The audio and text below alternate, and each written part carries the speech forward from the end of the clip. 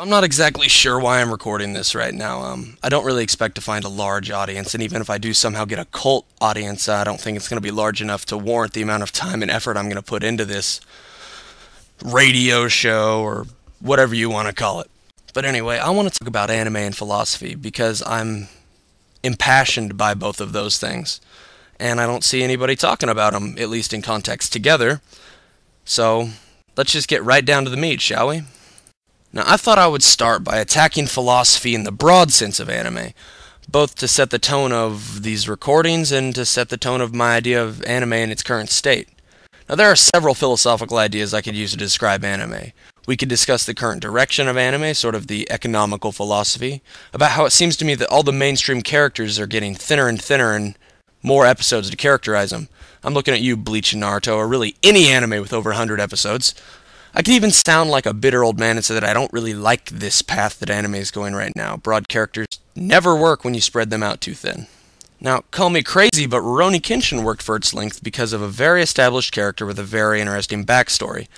A show as, let's say, I don't know, Bleach comes off as a little childish when a character such as Ichigo, that lacks a particularly interesting history, is only interesting through the course of the show. I mean, look at Fooly Cooly. Even for its length, that's 6 episodes. The main character, he had a very interesting backstory. He had a very established past. He had a set of moral values, friends, relationships, a motive of action. And this is all before anything even interesting happens. But the truth of this discussion is that it stands mostly in the shadow of opinion, namely my opinion, and I don't exactly have the authority to state where anime is going. Besides, we get lots of great 13-episode anime. Well, if not the current direction of anime, how about the current direction of characters within the anime? Because it seems to me that they all head for the same direction, namely angst, Monkey D. Luffy aside. I feel that most characters in popular anime are trying to relate to people in the bizarre, almost silly level of angst. Now, to me, angst was the feeling of unease I got from not knowing what I wanted to do with my life. And I feel like that's the level that characters are trying to relate to me on. Of course, I think it's also kind of important to note that I haven't felt any angst since I was 15.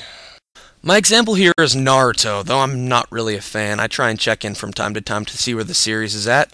Think of it like waiting for a bomb to go off. Anyway, Naruto, the main character, comes across to me as a very unlikable character. And that's because he never really has a plan of action. People always have to tell him what to do and point him in the right direction. Really, they gotta point him in the direction of a bad guy who's a really broad and obvious bad guy, and then he just smashes them. And then he gets all frowny and sad about smashing them, and then he doesn't know what he wants to do again. But maybe this is just a reflection of what's popular. I mean, in the 90s, didn't comic books get kind of like dark and bloody? Maybe anime's just in an emo phase right now. I'm just hoping we go back to robot cat girls. No, I think the philosophy of anime that I really want to discuss is one in very broad terms, what I call the ion philosophy of anime.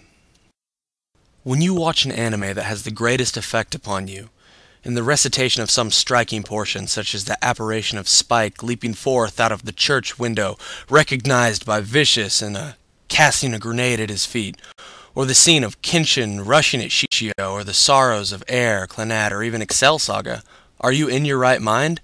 You're not carried out of yourself?